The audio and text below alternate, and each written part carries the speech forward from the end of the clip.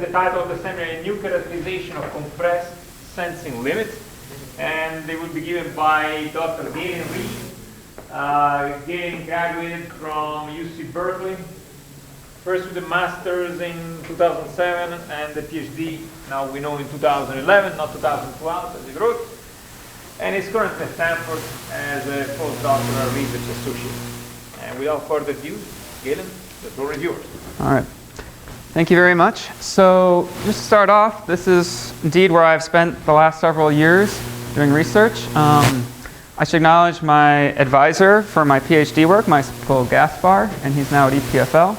And most of the work I'll talk about today is actually what I did well at Berkeley with Michael.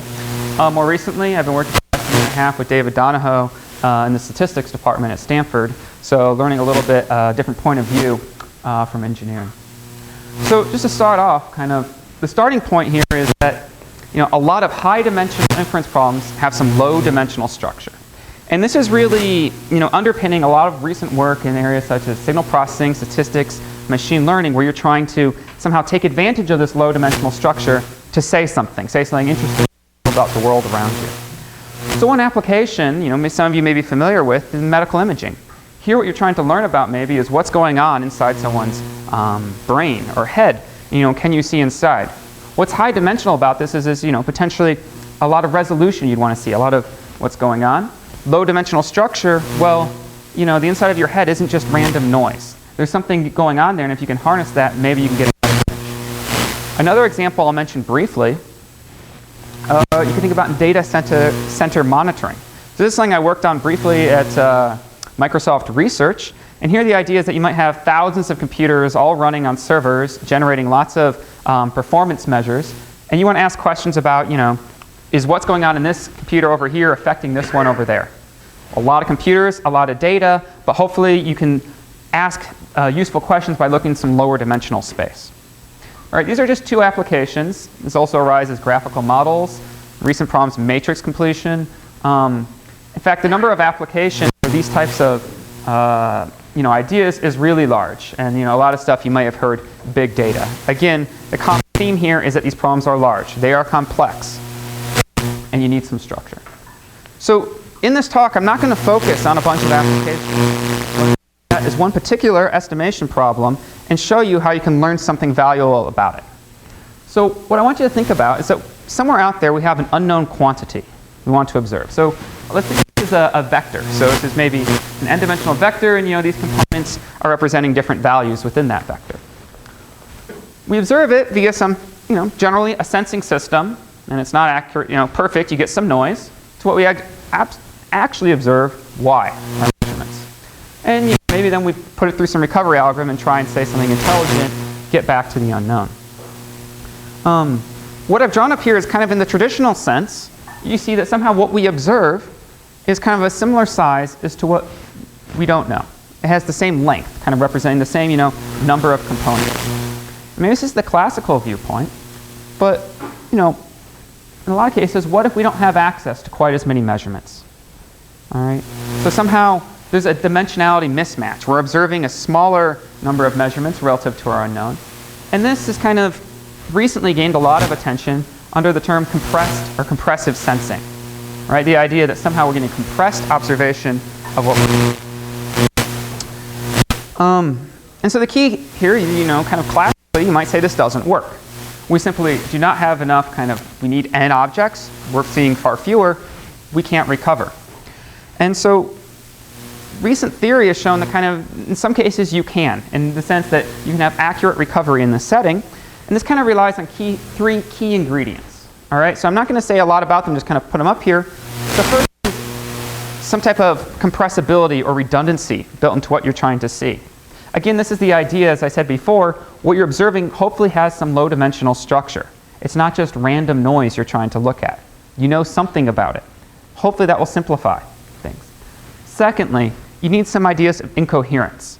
Again, this is a bit vague, but what it's saying is somewhere more or less, if what you're trying to look at maybe is sparse, so maybe that's saying there's a few significant coefficients and a lot of the other ones are zero. If you just subsample and just look at a few random locations, it's possible that you'd miss the important information. Okay? That's not incoherent. what you need is incoherence, so it somehow spreads the information around. And lastly, again, a break with a lot of traditional estimation procedures is that recovery is now nonlinear, often highly computational. So this raises a whole number of questions about stability, what happens to noise, computational efficiency, and all of that. All right, so this is kind of a general setup. As I said, these are the 3 keys. But let's, to make this have a bit more of a feel, what's like an actual application, well, you could think again, what you're trying to observe, the inside of someone's head, your sensing system, put them in an MRI machine. So the MRI is going to be then taking measurements, but not directly in the spatial domain, which I've shown here, but in k-space, so a transformed version of the spatial domain. And so you think you get a few measurements from there, and from that, you hopefully, using some computational methods, try and recover back and get an accurate, real image of what's going on. So we have incoherence here in our measurement procedure. As I said, a recovery might be nonlinear. But one thing you might argue is it's not clear what's the structure here in respect to the brain. And by that I mean, maybe, as I said before, one idea that's often used in compressed sensing is sparsity, the idea that all but a few of the coefficients are large and the rest are approximately 0. Well, that's not quite the case here with the brain. It turns out all you need is to have a sparsity within respect to some known transform. So here, if you think about the wavelet decomposition of the brain, it's typically going to be sparse. And so by looking for a sparse reconstruction here, this should work. Now, why do we care about this? Why do compressed sensing in this setting? And what you want to keep in mind here is that, in this case, fewer measurements means faster scans. All right? One of the big costs in running an MRI is that it can take half an hour to collect all the measurements you need. You need people there to run the system, so money is a big thing. If you can get the same resolution in much less time, that's a big savings. Second, you're going to get better quality images. Right? If you can get the same resolution, again, you're going to have fewer motion artifacts. Or in the same amount of time, you can reconstruct with higher accuracy. And lastly, kind of, an important point is you can image things you could never image before. In particular, children. They wiggle around a bit, and it's hard to get them to sit still in an MRI machine for half an hour. So in fact, there were a lot of things you just could not take MRIs of children with high accuracy. And so this isn't just a made-up example. Maybe just to give some, evidence behind all of this, there's actual scientific work saying, look, here we've done clinical studies, right? This is published in Radiology, where they actually do a trial on MRIs, a pediatric MRI with children, and actually have radiologists, rate the quality of the images they get back on their ability for diagnosis, and they say, statistically significant improvement of compressed sensing. So behind all the math, you can make real contributions and really improve things. All right, so this is one example. But I want to point out that this idea of somehow getting away with fewer measurements than you might think kind of undersampling has been around for a while. And that is, people have been doing it in practice and saying, we want to do this, and using different algorithms. All right, so this is kind of I put, through the 80s and various things. I'm not going to go through this list. But what I want to emphasize is what happened was, kind of building up through the late 1990s and the early 2000s, that there was really the development of theory. And with theory, kind of everything came together. Those 3 keys I showed you previously: compressibility, incoherence, nonlinear recovery. And once it was kind of understood theoretically that this was, sound, that you can have guarantees, well, it really kind of blew up in research. And so kind of here's a graph to illustrate that. I put this together, so kind of around where I put the arrow is kind of where I say the theory kind of comes together and shows that everything's possible. And so the blue is the citations on Google Scholar for either compressed or compressive sensing. So you can see it's getting up to about 5,000 in 2012 publications. And also kind of a very similar curve on a different scale I put in red was just publications within PubMed. All right, so with medical applications, and it's got the same shape. So again, it's become a very popular research area. Okay, so this is some of the background, kind of the general idea behind compressed sensing. Now I'm going to introduce kind of a specific model that I'm going to talk about for the rest of the talk. All right, and we'll think of this as a k-sparse model of compressed sensing. So here the idea, we're going to assume that our unknown quantity of interest is this vector, and it's going to maybe have length n. We'll say that it has exactly k non-zero entries. All right, we don't know where they're located. We kind of put them here as the brightly colored spots. And I'm also going to refer to their locations as a support set, S. All right, so thinking in some applications you want to recover X. Sometimes you might just want to know where are the significant entries, in which case you might be thinking of just recovering the support set. Our observation process, so we're going to try and, we don't get to see X directly. Instead we're going to think about observing it where our sensing system's a matrix. So we're getting a matrix multiplication of X with the matrix A, corrupted by noise, and what we get to observe is Y. And we're going to think of A as being an m by n matrix, so short and fat. And we have to say, given Y and our matrix, what can we say about X? All right. So I drew it here, right? The information is kind of flowing left to right. But what does this represent, really? I mean, what is this problem? Something we've seen in linear algebra. All right. What we're looking at here is an underdetermined system of noisy linear equations. So I can represent it here, right? Our observations on the left, our matrix, the unknown vector, and the noise. Again, emphasizing it's underdetermined. This matrix is not invertible in general. So this model has been studied extensively. Kind of since from that right around where that explosion in research occurred, right? There's been thousands of papers, trying to say stuff. And I think a lot of the early results, right, I'm going to say are qualitative, kind of characterizing the scaling behavior. So maybe, okay, so the exception is this first one up here. So the question here is, how many measurements do you need to recover? Or to do some accurate estimation? And in the absence of noise, it turns out you only need k plus 1. So I'm not going to go into this. I'm going to use some intuition. With k measurements, you have some number of solutions, and one more measurement tells you which is the right one. But this is an NP-hard problem. So kind of the scaling results are the ones that really excited people, saying that it was able to do this efficiently with some approximate number of measurements. So let me emphasize something here. These scaling results, I'm writing there big O, a theta, right, theta. These aren't precise functions. This is saying you're bounded in terms of something, in some class of functions in growth. So what does this mean? On the one hand, well, these kind of show that you should get good recovery. And a lot of times, they're not making testable predictions. It's not a theory that's saying, this is where your problem's going to work, this is where it'll break down, go ahead and test it. It's somehow talking about sequences of problems growing at a rate. Also, a lot of times, the theory is not precise, right? It doesn't match what you see in practice. So the bounds might say, oh, there's some constant. Maybe that constant's really large, but when you're running your algorithms, you're seeing much better performance. Moreover, scaling results don't allow you to compare algorithms. Two algorithms have the same scaling behavior, but one's far better than the other. How do you know if one's doing optimal or not? What are the effects of design parameters, right? These are all what I call basic engineering questions, which are hard to understand by these results. Maybe just to hammer this point home, I just kind of put up a question, right?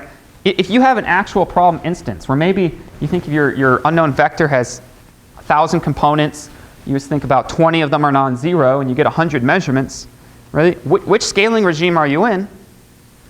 Well, I mean, the answer is all of them. Scaling regimes are not about a specific problem instance. They're somehow talking about sequences. All right? So what I want to do for this problem is I want to say, can we give a precise characterization, something that's going to give us some more information about what's going on here? So kind of I'd say the first contribution of my talk is this, looking at fundamental limits, understanding efficiency versus optimality, seeing these trade-offs, and all this kind of inspired by engineering questions. And I put up here a little picture, right? So maybe you think of these are you have some parameter on the x-axis, some parameter on the y-axis, and you'd think it'd be nice if you could kind of break your problem space into a setting where you say, this is possible here, on the other side of this line, it's impossible. All right? A sharp line delineating what's possible and not. So the first part of my talk, I'll tell you about this. In the second part of my talk, I want to emphasize that one of the contributions of going through this and trying to understand the problems is that you develop tools from a large number of different mathematical disciplines to try and understand things. And these tools themselves and understanding how they can be useful is then going to be useful in looking at other high-dimensional problems, right? So not just this k-sparse compressed sensing, but looking at more problems now, matrix completion, and so on and so forth. All right, so now I'll focus on the first part and kind of show you what a characterization can look like. So to start out, let's remember that our object of interest here is this sparse vector, but you can think of it equivalently in terms of its support set, right? The locations of the non-zeros, and the values themselves that are attained at those locations. So schematically, I want you to think just, we can separate kind of, you have a sparsity pattern or a support set, non-zero values, that's equivalent to generating our sparse vector. And remember how I said there's different recovery tasks? What I'm going to say is let's focus on recovery of the support set itself. So we're just going to focus on saying, can we find the locations of the non-zeros? All right, and here's going to be our system. Now, looking forward, let me just make a slight statement. We're going to look at recovery tasks of finding the locations. It turns out that once you understand this problem precisely, you understand the full problem. All right? So it's enough to kind of really focus in on a more well-defined detection problem to understand kind of general recovery. So now that we have it again, let me emphasize kind of our flow of information from the unknown on the left going through the system to trying to get something reasonable representation. Here we kind of have two sources of uncertainty that are entering our system, making it difficult to determine. So one is the noise, right? We don't know the noise. That's corrupting our observations. The second here is the non-zero values. We don't know what those are, and those are also making it difficult to find the locations. So before we even begin, a basic question you could ask is, which one of these uncertainties is worse? Is it the noise that's making our problem hard, or is it the fact that we don't know the non-zero values, right? This is kind of a basic intuitive question you might want to understand. All right, so this is the model we're going to study. Let's make some assumptions. In the first, I'll say that the entries and the non-zeros are IID with some distribution. Whether this distribution is known or not known, we can decide later and see what role that plays. This is a pretty, I'd say not a very restrictive assumption for our setting. The second thing we're going to do is we're going to focus on the setting of random matrices. All right? So we're going to focus on the setting where we suppose that the matrix itself is a realization of a random matrix whose entries are IID Gaussian components. All right, part of the reason we're going to do this is that it allows us to get accurate expressions and really analyze this. But I should point out that it's been shown that many of the predictions made under this assumption can then be tested for certain classes of deterministic matrices, and it's been shown that they hold widely over a large range of matrices. So I'm not going to go into this too much more other than to say you can verify empirically that a lot of times studying random matrices tells you about real matrices of interest. Lastly, I'll just make a rather standard assumption that the noise is Gaussian. All right, the second thing we're going to do is we're going to consider what happens in this problem as things become large. And so the pertinent dimensions are here, k, the number of non-zero entries, n, kind of the ambient length of our vector, m, the number of measurements. And what we're going to think about is as they become large, these quantities converging to fixed ratios. All right, so there's some fraction, kappa, of non-zero entries, and you're getting some sampling rate, and if you want to think about this, is rho, the ratio of measurements to unknowns. And if you want to think about it kind of, if rho were equal to 1, that's kind of the traditional setting, where you have the same number of same dimensionality in both things. When rho is less than 1, this is kind of your degree of undersampling. I also want to emphasize that I'm going to talk about a per sample signal to noise ratio here. And really what I mean by this is you have noise that's not vanishing at some rate. So if you've seen, there's, as I said, thousands of papers on this, and there's many different models, and some of them it can get a bit confusing, and they say, oh, you get accurate recovery if the noise vanishes at a certain rate or not. But that's not what's going on here, so think about this as kind of what I would say the engineering, a realistic setting where you kind of have a fixed, if you had a fixed bit rate per measurement, that would correspond here. All right, so now that I've set up what I'd say is maybe one of the most natural ways to look at the problem, the question is, can we recover the sparsity pattern or support? Can we get exact recovery? And this was a question I looked at, kind of early in my master's thesis, and the answer is no. If you've seen work where it's saying, you can recover where the locations of the non-zeros are, then one of three things must be happening. Either the sparsity rate's vanishing, so the fraction of non-zeros is tending to 0, or the measurement rate's unbounded, you're getting far more measurements than unknowns, or the SNR is vanishing. That's the only way. Otherwise, you cannot recover the structure exactly. Okay, so what about approximate recovery?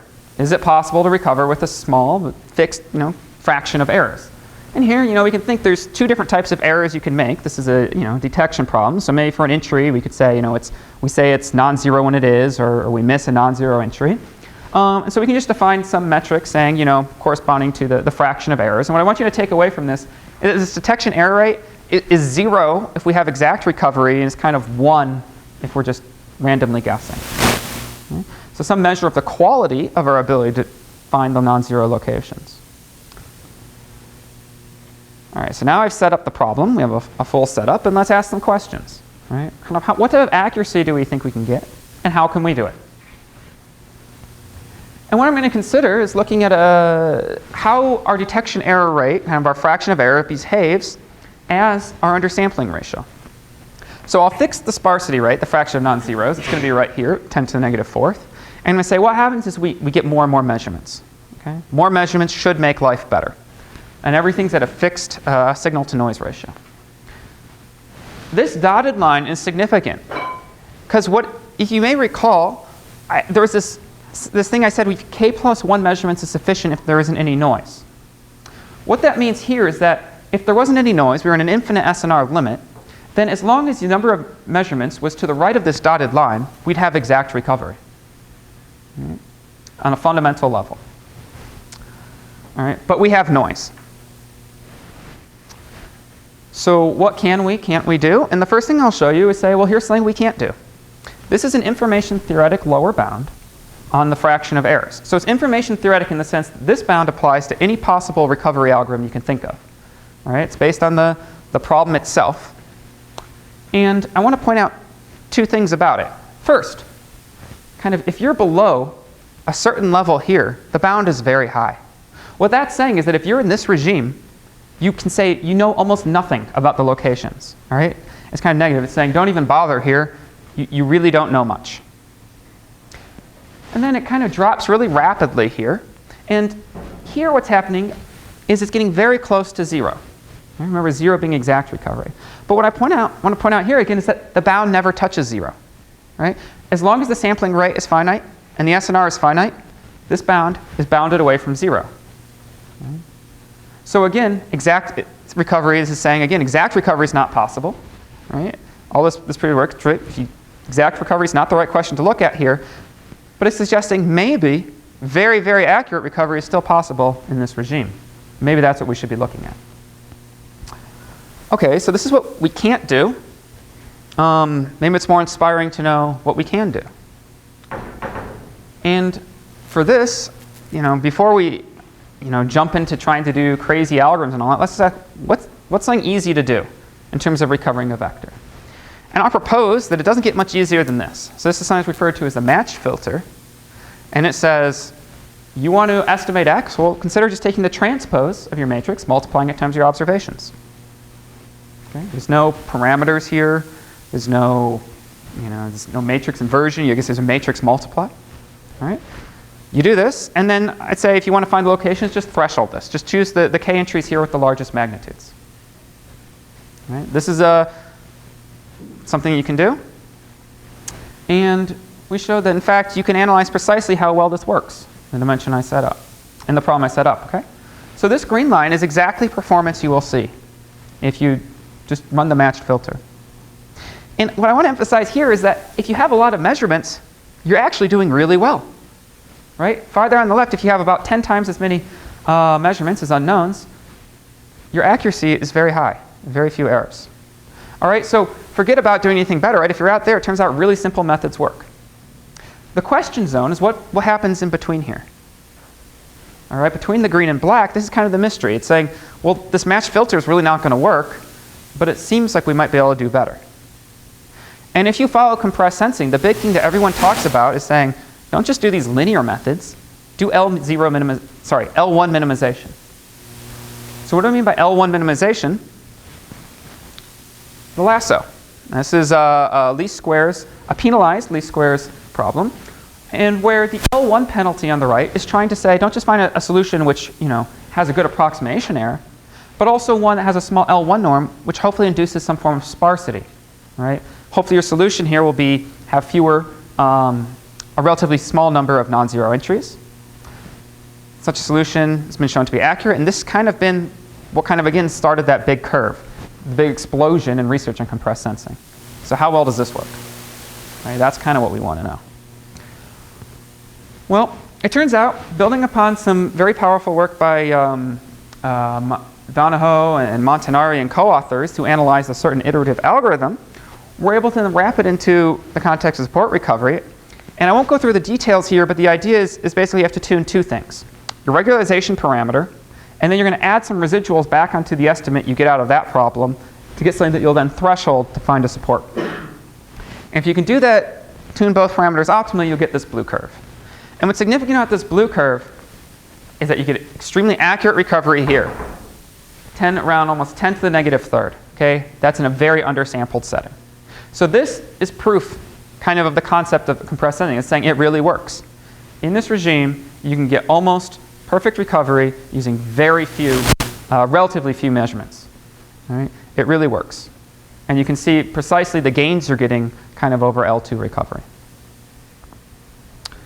All right, so that's the good part of the story, right? Is kind of how far down that blue curve goes. But there's still a gap, right? Where it falls down is not where the black line falls down. So we're left with two options, right? Either this blue line isn't very good. I mean, maybe there's a better we could be doing, right? There's a better algorithm out there. We shouldn't just be doing this LASSO. Or maybe my lower bound isn't tight, right? Maybe I should put more work and try and get a tighter lower bound that's larger. All right, so to test these, we really want to know, is the LASSO enough, or can we do better? So one thing that people often say is that the reason you do L1 minimization here, the idea of using this L1 norm to induce sparsity, is because it's a convex approximation or relaxation of the problem you really want to solve, which is related to L0 minimization. So you can think of L0 as denoting the number of non-zeros. Another way of saying it is, really, if we think our signal is sparse, we should be looking for the best over the class of all sparse solutions, which works well for our approximation error. I'm going to refer to this as combinatorial search. You can think of it as L0 minimization, or equivalently as maximum likelihood. All right. The key thing here is that this is, can be difficult to implement in practice, right? It can be an NP-hard problem in some settings. But how well does it work? And what we showed here is by analyzing it, we're able to get an upper bound on its performance. And in fact, if you're able to run L0 minimization, you will, in fact, get almost to the performance as shown by our lower bound. So what that's saying is, in fact, yes, compressed sensing works. And there seems to be a gap here. LASSO is good, but not as good as it could be at a fundamental level. Moreover, I want to point something out here. It's really steep, kind of this transition. And what that's telling you is the following.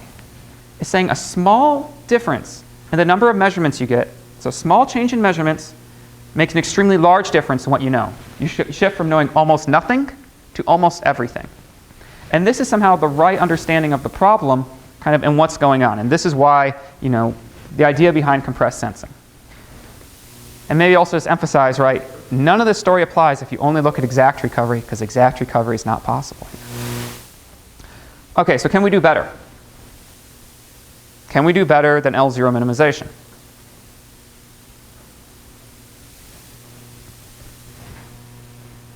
What would be better? Well, what are our problem assumptions here? What did I say about those non-zeros? I said they have a distribution. What if we know this distribution? Right? Why are we just running some L0 minimization? Why don't we do some Bayesian estimation? If we have a fully Bayesian problem, we could say, find me the estimator which minimizes the expected number of errors. So I'm not going to study that directly. Instead, what I'm going to say is, let's study if we are able to compute the conditional expectation of x, this is an estimate, the vector, and then we'll threshold it. I refer to this as the MMSE, the minimum mean squared error. Right, this is something we can define, and on paper you could write down what it is. But to analyze it, you're going to have to take an integral over a very, very high dimensional objects here, okay? if you think L0 is difficult to analyze, this one would almost seem like hopeless, right? You can't, just compute these integrals in practice, right? So to get information about how this works, we're going to do something a little different here, which you may or may not have seen. And what we're going to do is we're going to appeal to some results in the statistical physics literature where they're able to, that have been developed in the context of these large systems when you want to say something about the behavior. There's a lot of symmetry going on, a bunch of averaging. And what we have is there's a method that's been developed for kind of saying what you think would happen here. What's a bit unusual about this is that this method is heuristic. And by that I mean it's based on some assumptions which haven't been validated in the setting we're looking at. All right? So if you just accept it's going to be some heuristic method, but it's going to give a very precise statement about exactly how well this system should be working. All right, so once we buy that, I will show you exactly what the prediction is. It's this dotted line. And what it says is if you could in fact compute the Bayes estimate and then threshold it, you have the dotted line. It kind of follows exactly, well, right along with our combinatorial upper bound until we get here, and then it actually jumps down and it's really close to our lower bound. So first off, it's between the bounds, so things are working out here. The theory seems consistent. And I posit also that this problem of using the replica method and trying to show that it actually works has attracted a ton of attention. So a lot of people have worked on it and tried to say, make something rigorous out of it. In this case, we see that our bounds on this problem are kind of providing validation in this problem setting. Okay, now that we have the bounds, let's look at them a bit more closely. In particular, we might be interested in the behavior at small distortions. So what I'm going to do is I'm just going to change up the y-axis and put it on a logarithmic scale. All right? Same bounds. And also kind of to zoom in on the behavior, let's just look at the MMSE prediction, the replica method. Okay? And what we see here is there's a sharp corner. Kind of above it, there's a sharp cutoff, an actual discontinuity in our performance. Below it decays with the sampling rate. So what's going on here? Well, remember when I asked you before, we said there's an estimation problem. There's two sources of uncertainty. We don't know the non-zero values, and we don't know the noise. Which one hurts you more? Well, what we're seeing here is, in fact, there's two different kind of behaviors in the problem. In this setting, it's the interference. It's the fact we don't know the non-zeros which is making it so difficult to recover. And in fact, that's why we have a big hump here. If somebody told you, by the way, here are the non-zero values, you wouldn't see this behavior on the left. On the right, this is due to the noise primarily. Right? If someone came along and said, oh, by the way, here's the non-zero values, you're not going to do much better. You're noise limited. All right, so the idea that there's an interference and noise limited regime is useful information to understand the problem. And we'll see why as we go on. All right. So maybe just as I said, we want engineering questions, which accuracy, kind of which estimator, and I kind of showed you, well, depending on the regime, some estimators work well. If you really got a lot of measurements, don't even bother with sophisticated estimation. But if you're really in the limited regime, there's a big difference between the computationally powerful methods and the simple ones. Maybe another, kind of trade-offs we might look at, well, what about the noise? Do these stories change when we're at high noise levels, low noise levels, so on? So here I'm just going to show you kind of the similar bounds, but in a different phase space. Here, the x-axis will be our noise. The y-axis, our sampling rate, our number of measurements. Sorry, S and R. So to the right and up is easy, down to the left, hard. And kind of two significant lines here. Again, these are two different undersampling rates. This is right where we're sampling at that critical fundamental level for the noiseless limit. Right? So in the absence of any noise, this is kind of what our undersampling needs to be. And I just put up there rho equal to 1. That's, again, the classical limit where your matrix is invertible. OK, have we been paying attention? Where in this plot can we get exact recovery? Nowhere. Nice. Right? As I said, exact recovery only if one of these two things tends to infinity. OK. And you might say, oh, you're playing some game here where you're just saying the non-zeros are going to be arbitrarily small or something, and that's going to make it hard. No. Even if they're bounded away from 0, right, this is regardless of the distribution. It's because there's the noise. Okay, so let's look at approximate recovery. Where can we get, and let's say fix it at 5% errors. Where are things achievable? And maybe just to cut to it, right? So these two regions, the top one is if you just use the simple match filter, and this bottom one is if you use the LASSO again. So what LASSO is providing really is this whole space in your region where you can do efficient and accurate recovery. All right, so something I didn't tell you about before, the LASSO. How are we actually analyzing it is not by studying the traditional LASSO as it's written, but a related algorithm called approximate message passing. So I might say a bit about this later, but kind of for the practice now, I think of it's an iterative algorithm where you can analyze precisely how it behaves. And that this algorithm can be shown to give you the LASSO solution. Okay? But it turns out you can also look at this AMP algorithm and tweak it and say, well, there's some stuff here, there's a scalar estimation problem built inside, and you can optimize over that. And it turns out if you optimize over that, you can get better performance. Right? So we're going to call this AMP MMSE, where MMSE is noting that we're optimizing it with respect to an assumed distribution on the non-zeros. Okay? So saying if you know the distribution, let's make our iterative algorithm use that information and do as well as it can. So this really represents, again, what is achievable and efficient. And I want to maybe mention, what's good is taking up a lot of the area of the screen as I showed it. That's good. But maybe what's not so good is that if you look as the SNR becomes large, right? As the SNR goes out to infinity, we'd like to see that it's achievable, our achievable undersampling converging to the infinite SNR limit, the sparsity rate. But we don't see that. These algorithms are asymptoting at some limits. Right? They're saying somehow you need a certain level beyond the noiseless level for sampling, even as your SNR becomes big. Okay? What if we were able to use optimal methods, right? Like the MMSE. So let me show you what the replica prediction says. It says if you were actually computing the actual conditional expectation thresholding it, you'd be getting what this gray curve says. And you'll notice the gray curve is actually converging to the fundamental noiseless limit. All right? Again, this is a prediction. Can we make it a bit more rigorous? Yes. If we looked at, again, as I said, combinatorial estimator, this maximum likelihood, again, we're going to get this region. The behavior is correct. And finally, right, to complete the picture, we can't do better than this. So now we have a really clear breakdown into three problem regimes. All right? Kind of in the upper right-hand corner, everything before maximum likelihood, achievable and efficient. That's the easy setting. Now we have kind of a hard setting where maximum likelihood is. It's achievable, but kind of no known computationally efficient algorithms are able to achieve it. And then we have the impossible setting in pink. Just can't be done. All right. So does anyone have any questions or criticisms about what I'm doing here, about some assumptions I'm making? And maybe just to lead you on a bit, I put up here Gaussian non-zeros. Right? That is, all of these bounds I've shown you are under the assumption that the non-zero entries are drawn according to a Gaussian distribution. Okay? But if you might think about it, I was talking about brains before. Are the coefficients of your sparse representation in your brain Gaussian? Well, I don't know. Well, are they even IID, really?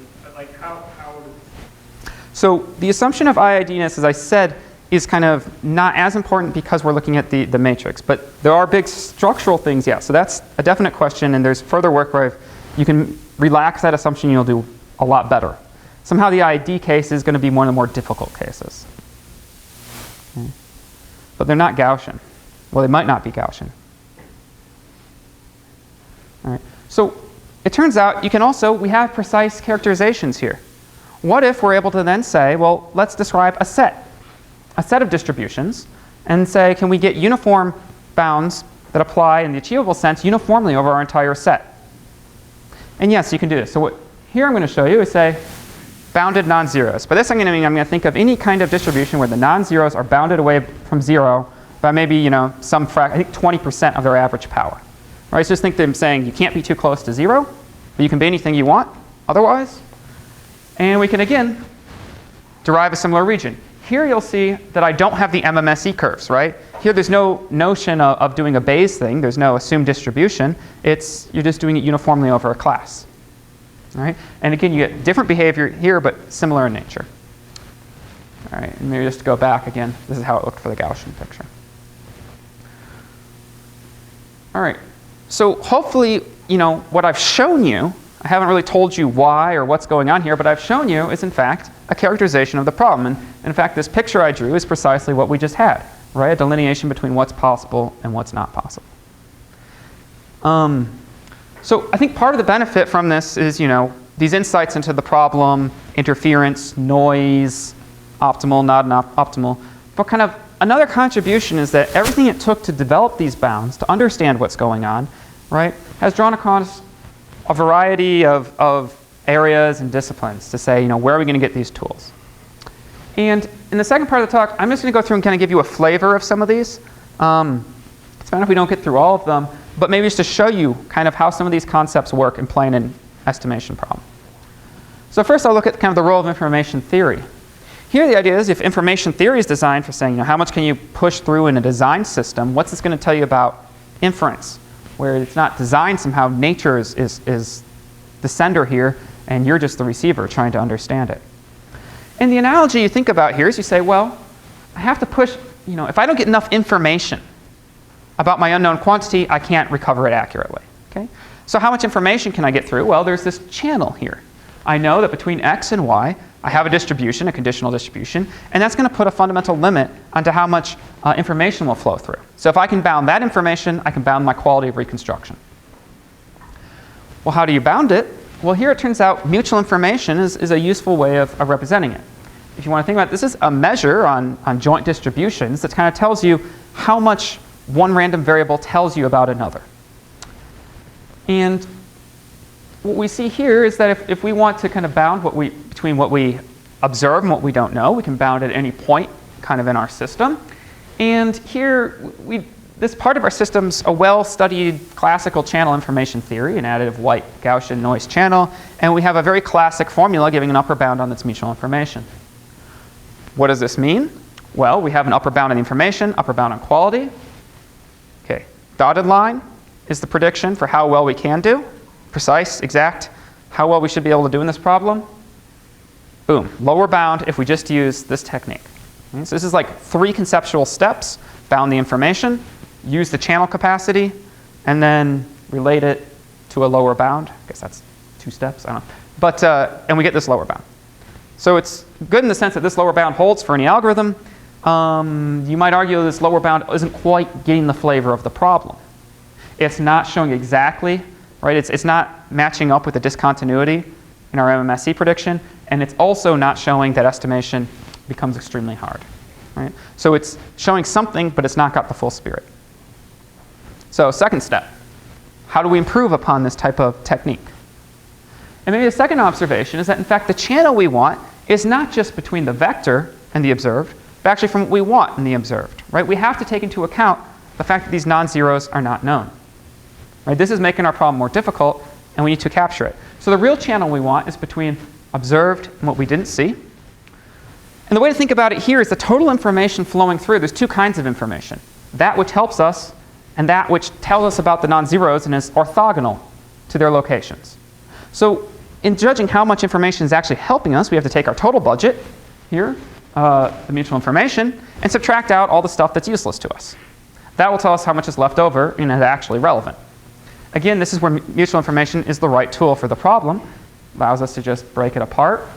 We have a bound for the first part, and for the second part, we can analyze it using a few more tools. Right? Once you get an accurate characterization for it, well, what happens once we actually kind of subtract out the information which isn't helping us? We've captured the fact the non-zero values are known, and in fact, our lower bound now captures correctly where that transition occurs. Okay. So we've gotten one of our problems resolved. We still have another problem, though, which is that this lower bound goes down when it should be going out. Here, again, I won't go into the details. You can play games where essentially what you want to do is focus the bound, make it where it's going to give you the best performance. One way to do this, you can think of a genie or sometimes an oracle, which will give some information. Then you can study an equivalent problem. Again, this equivalent problem is kind of dictated by what the genie does.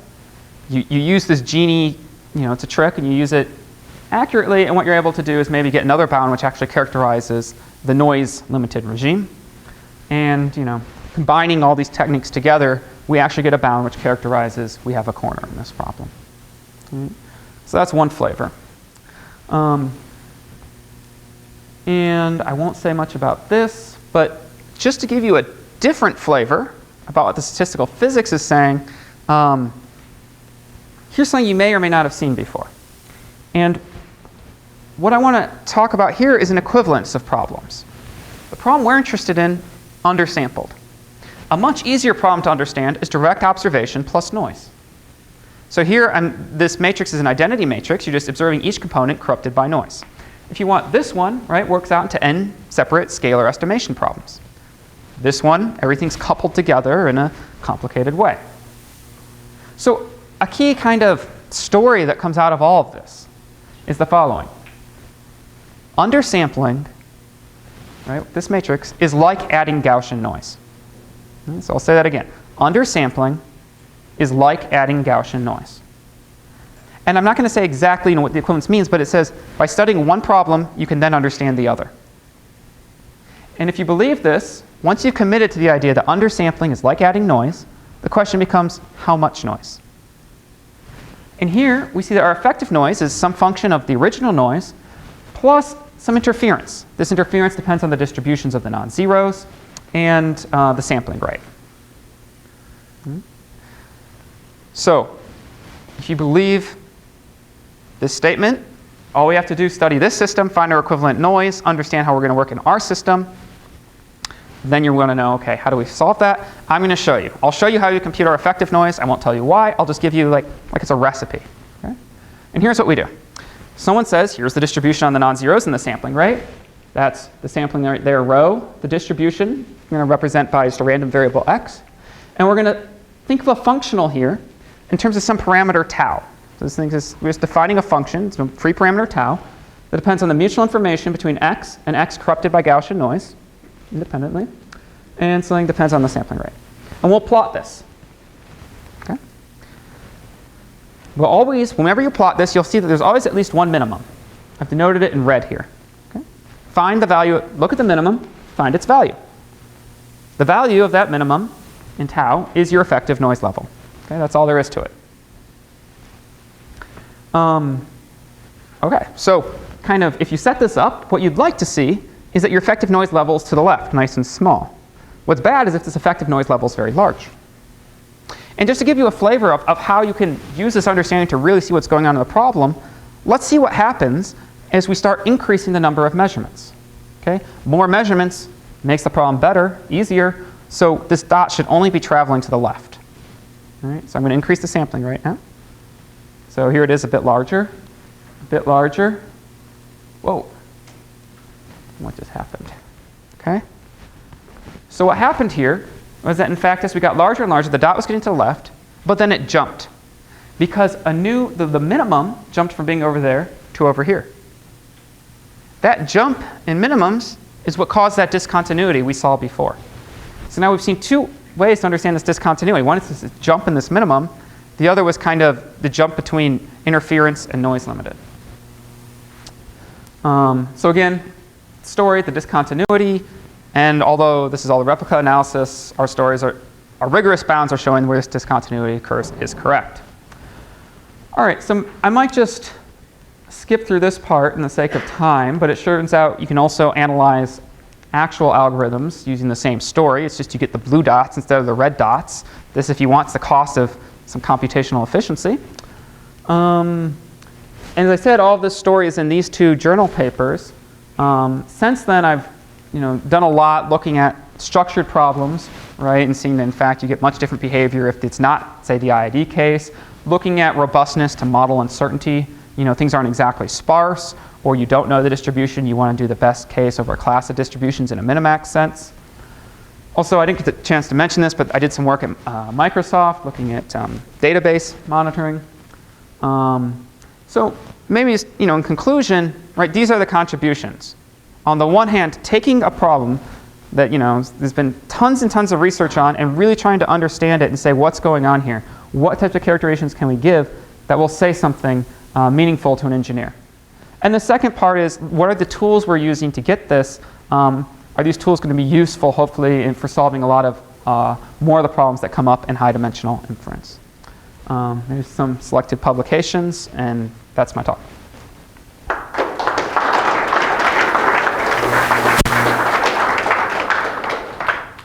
Questions for our speaker? Yeah. Go back to your graphs that show the student-noise ratio and what you have to eat. Yeah. This? Oh, let's study about this. One more. 5 more. This one you do right. This. Yeah, okay, so what does the D stand for? So here, D stands for the detection error rate. So think of this as the fraction of errors in sparsity pattern, in recovering the locations. Yeah.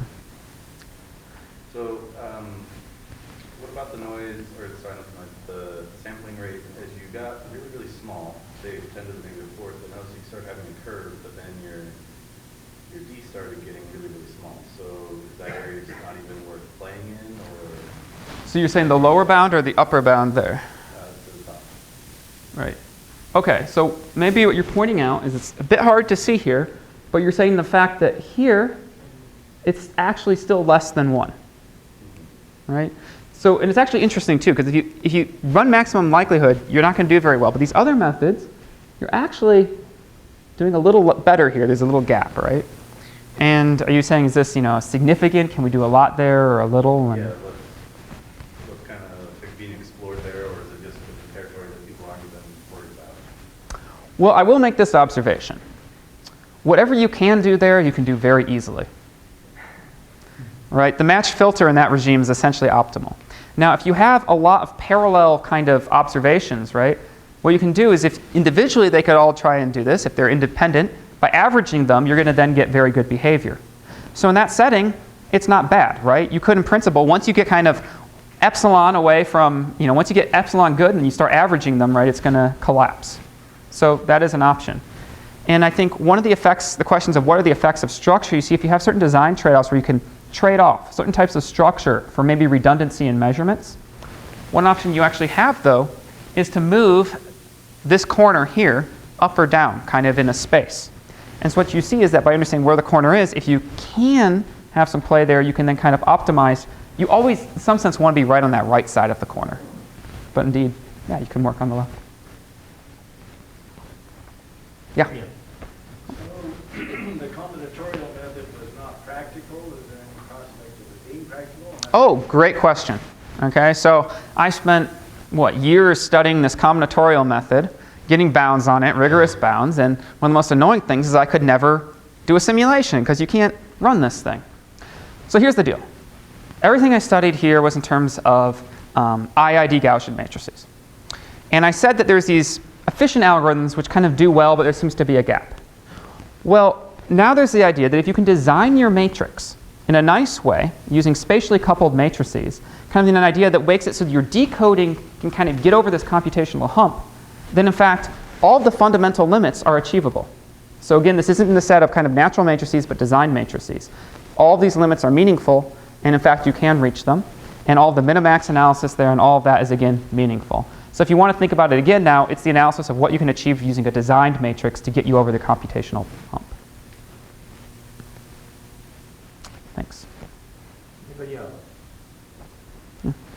So if our goal instead of reconstruction, let's say it's a classification, Mhm. right? And then maybe the sparsity selection, that's kind of now like feature selection. Any of these ideas transfer, or has anybody looked at such things So first, I know there are people that are working at classification. using compressed method? Yes. And it's, I think it's natural. And the question is, what types of recovery techniques do you want? I would say that the story that's really, though, meaningful, I think, in this setting is this one. Undersampling is like adding noise. And this is true whether you're trying to do the detection problem, whether you're trying to recover with respect to mean squared error, whether you're trying to do this classification. So in settings where this applies now, right, this is a statement about kind of, with this equivalence, you kind of have to say something about all recovery tasks, in a sense. Okay? And I think these intuitions, again, hold, right? If you think about it, there being this effective noise, maybe I should just mention, you've seen this idea of effective noise in linear algebra, right? You need how many linearly independent equations to solve a set of, okay, if you have n unknowns, you need n linearly independent equations. You can think of that as your noise is jumping between getting kind of n and n plus, or n minus 1 and n from infinity to 0. There's this effective noise that just jumps in the problem. Okay, it's that same discontinuity can be viewed in that sense. Any last minute questions? If not, thank you all for attending. Thank you. all for